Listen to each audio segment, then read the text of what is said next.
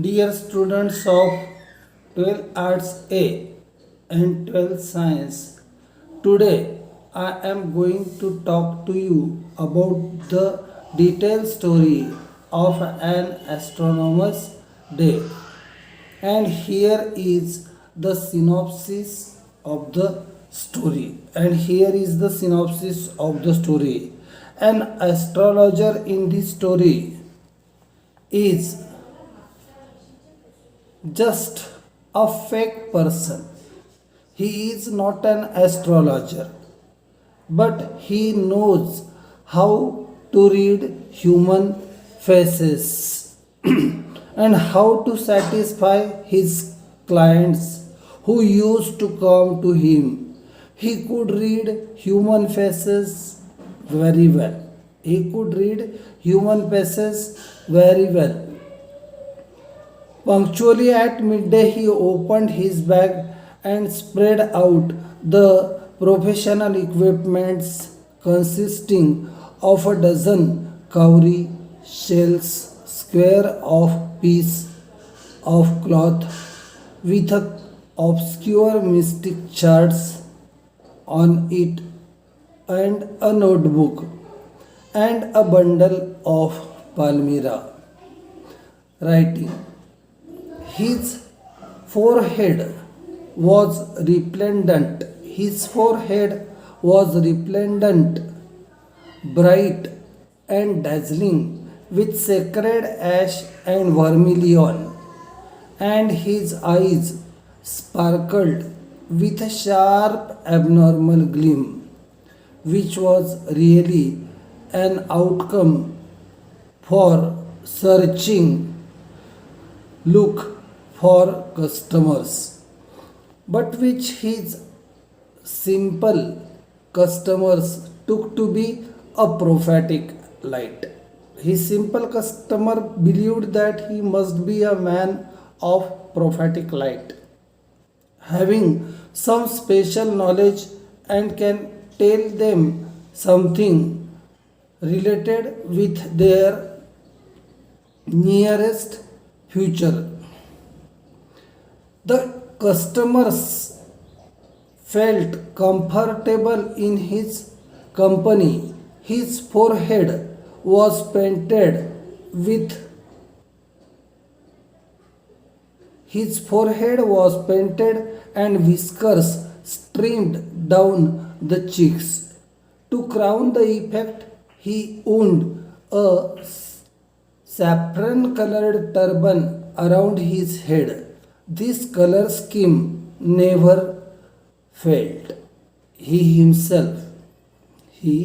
himself did not utter a single word but allowed the client to speak so that the material for the forecasting can be collected.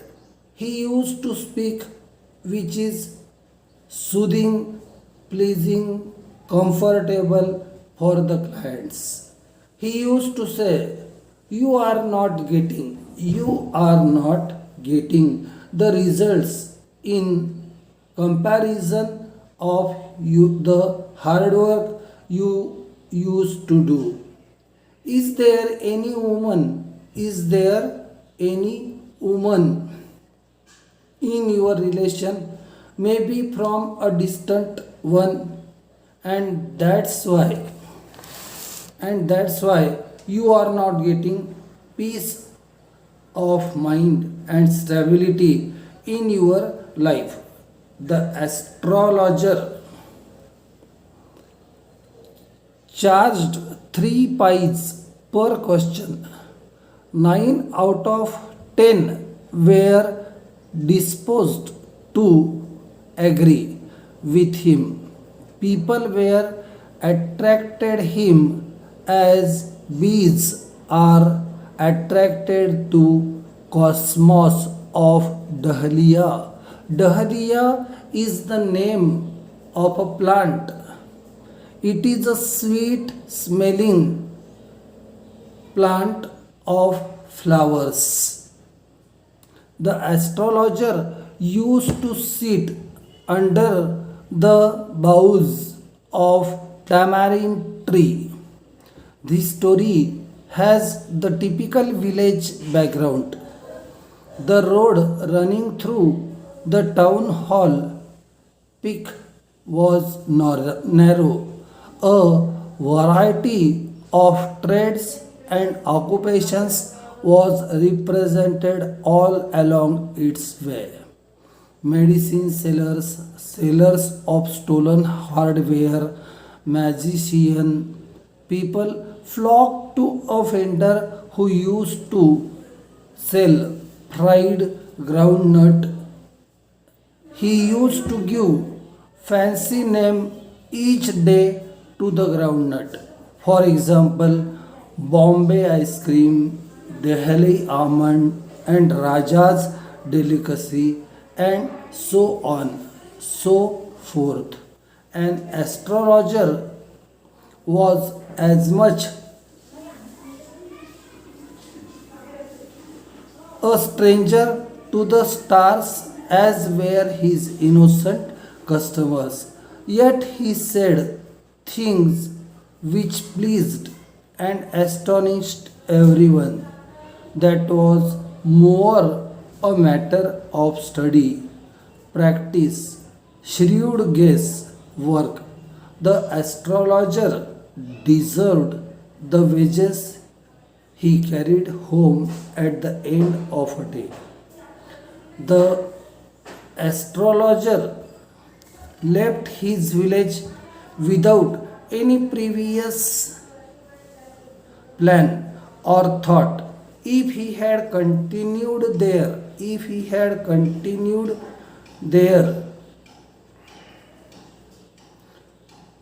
he would have carried on the work of his forefather, tilling the land, living the life as it is, marrying, looking after the cornfield, look after the ancestral home. He had to leave his home without telling anyone.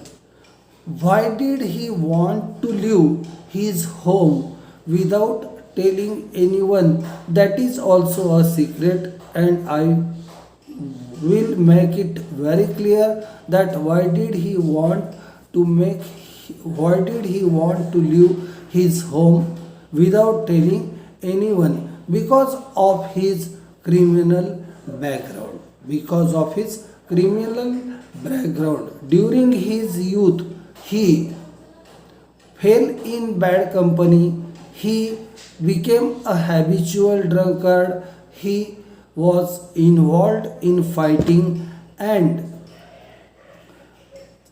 as a result of that, once upon a time, he tried to attack a person and tried to stab him with his knife and threw him into a well. That feeling, that pinch of guilt was there in his mind, and therefore he wanted to leave the town just for the feeling of security, just for the feeling of his safety. He left his place. He had working analysis of mankind's trouble, marriage, money, and the tangles of human ties. Long practice has sharpened his perception. Within 5 minutes, he could guess what was wrong with the customer. The groundnut vendor and the astrologer, the groundnut vendor and the astrologer had a strange business connection. Has a strange business connection.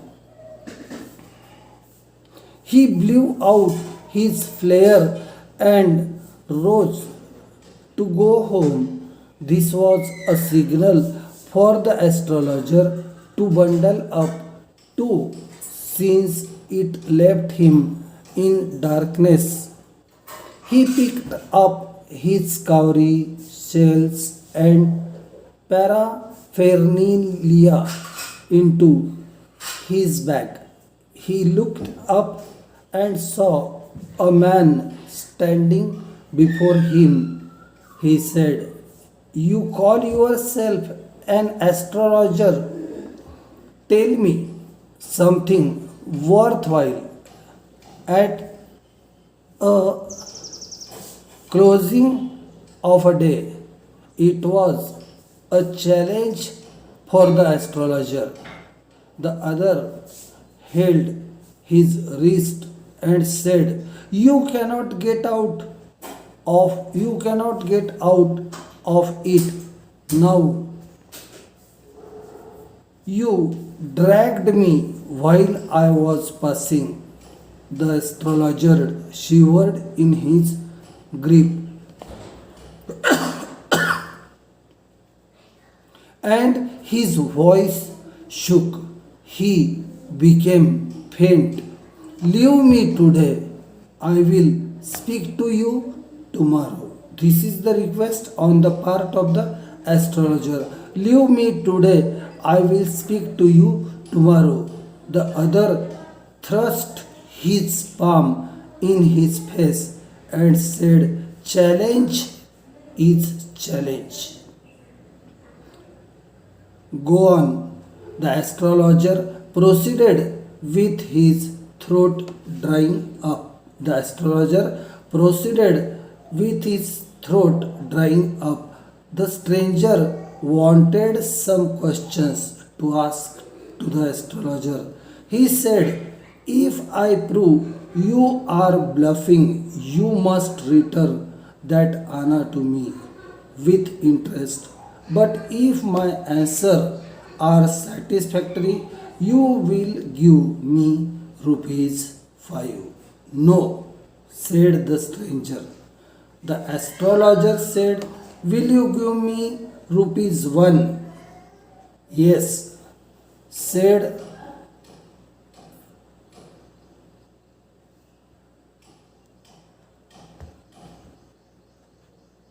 the stranger. Thus the matter was settled. "Is there any woman?"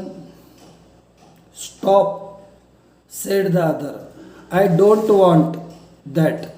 Say something substantial." "I don't want that." "I don't want that. Say something substantial." The astrologer said, "You were left to die." "Continue," said the other. "A knife was used to attack you." The astrologer showed scar on his chest. "You were thrown into the well to die. If somebody had not opened into the well, if someone had not peeped into the well, you would have died." The stranger said, "I want to take revenge on that man." The astrologer said, "You cannot do so. He died 3 or 4 months ago under the lorry in an accident. Now you follow the way to the north. Live peacefully. Never came to the south again." Never came to the south again because south is the direction which is harmful for you. Never come to the south again. The other was happy and poured the purse of coins before the astrologer. He stood up and went away. In fact, the astrologer had attacked him once upon a time. Now he is relaxed to see the man alive. It was midnight when he reached home.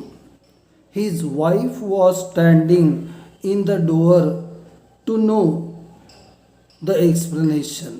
The astrologer sat on a peol. Peol means a stringed bed. Stringed bed म्हणजेच खाट किंवा बाज की जी विणलेली असते त्याच्यावरती तो बसला. खूप थकून भागून आलेला होता, मध्यरात्र उलटून गेलेली होती. And he wanted to rest. He said to his wife, in our youth, we used to drink, gamble, and quarrel. He handed over the money to her. Her eyes sparkled. She said, tomorrow I will buy some jaggery and coconut. Children were asking for some sweet. Children were asking for some sweet. In the meanwhile, the astrologer slept. In the meanwhile, the astrologer slept. So, this story gives us the message that just on the basis of guessing, people can lead their life, but such type of life is never secured or comfortable, because to approach the stranger is to invite the expected, to invite the unexpected, and that the common people cannot understand. And therefore, my dear students, I want to tell you that this is the story that is no doubt interesting for you as a story to listen, but this story is supposed to be one of such stories which gives us the message that hard work and honesty have their own importance in human life, and you have to do it